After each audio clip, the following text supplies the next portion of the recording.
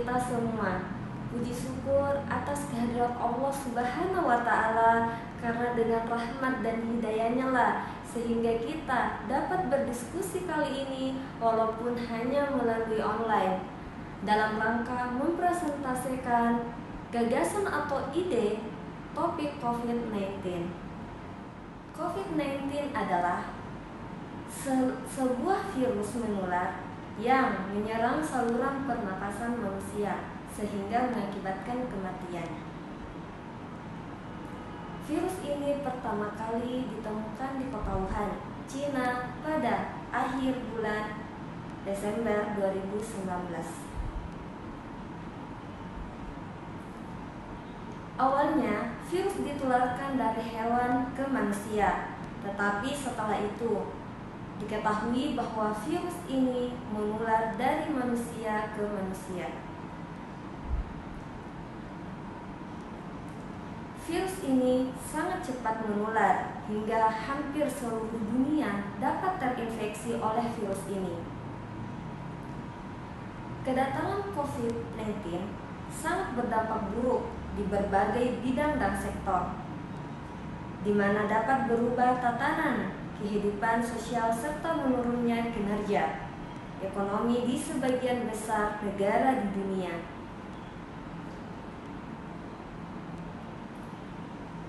Orang yang terinfeksi oleh virus ini akan mengalami gejala seperti demam tinggi, batuk, flu, kehilangan rasa atau bau, sakit tenggorokan, sakit kepala, sesak nafas, dan lain-lain. Gejala ini akan muncul 5-6 hari setelah seseorang pertama kali terinfeksi, tetapi bisa juga sampai 14 hari setelah terinfeksi. Virus COVID-19 ini menyebar melalui partikel cairan kecil yang keluar dari mulut atau hidung ketika seseorang tersebut batuk, bersin, berbicara, atau bernafas, sehingga orang yang berada di dekatnya pun ikut terinfeksi. Virus ini juga akan menyebar jika menyentuh mata, hidung, mulut, setelah menyentuh permukaan benda yang berkontaminasi dengan virus COVID-19. Serta virus ini lebih mudah menyebar di dalam ruangan atau di keramaian. Untuk mencegah penularan virus COVID-19, kita harus melakukan beberapa hal, yakni memakai masker dengan baik, mencuci tangan secara rutin, menjaga jarak, selalu membawa hand sanitizer dimanapun berada, hindari kerumunan, ikuti vaksinasi ketika giliran Anda, menjaga kesehatan, olahraga yang cukup, dan mematuhi PPKM yang diterapkan oleh pemerintah.